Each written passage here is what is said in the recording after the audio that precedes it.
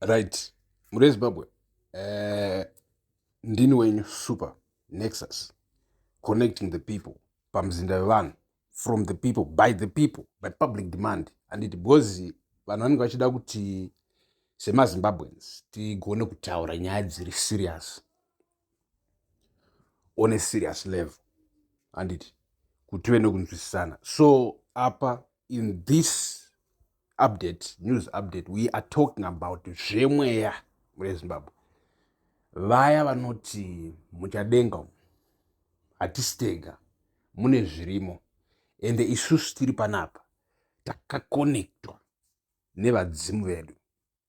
Unoona kana tichitaura kuti chinhu chinonzi vadzimu, a lot of people just don't understand. They think it's a dirty word. Handiti aiwa ipa ndikuda kuti titaure sevanhu.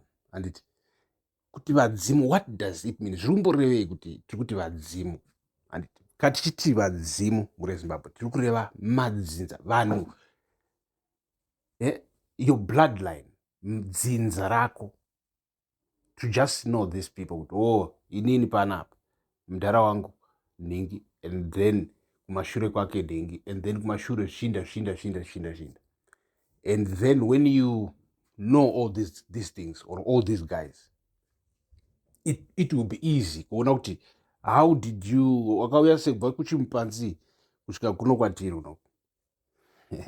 Hamuna kuti theory dzana Karl Marx, theory dzana Karl Marx dzokuti takabva kuzvimpanzi, takabva kuzvi makudo etc.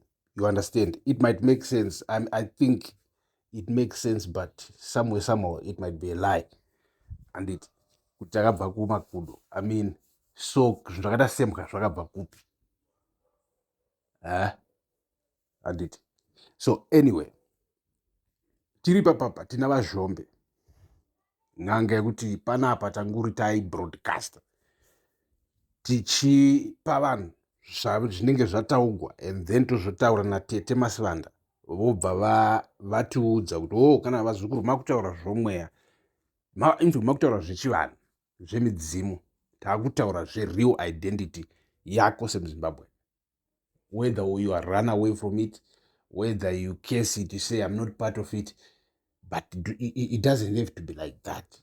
You have to be able to comprehend everything. Kureva kuti kana uchitora chiKristu unofanira kugona kuona kuti chobatana papi nechivanhu, because hazvingambovi zvinhu zvakasiyana, inongori one story iri on different levels. Chivanhu tiri kuno at the bottom of your identity, ndo painotangira. So kana uchidzvengana nazvo zvinhu izvozvo, you are floating in the air. So vazhombe vari kutiudza iwo kuti nguva right now ava ma1, nguva iyaiya yakwana, nguva yekuona a change muZimbabwe. Muzimbabwe mhepo dzechange dziri kuvhuvhuta. Handiti? So as you can hear muri Zimbabwe, because isusu tonoita uhurukuro navazhombe, havazi vekunzi vanosvika panoitwa zvemweya hausviki neuchine rekodha uchiita seka navamweya havarekodhwi, vanotaugwa navo zvakanaka tichinzwa kuti zviri kufamba sei. So anyway, this is the news. Ndo zviri kunzi it's about to happen. Change. They're talking about change. So ndio takatarisa kuti what kind of change.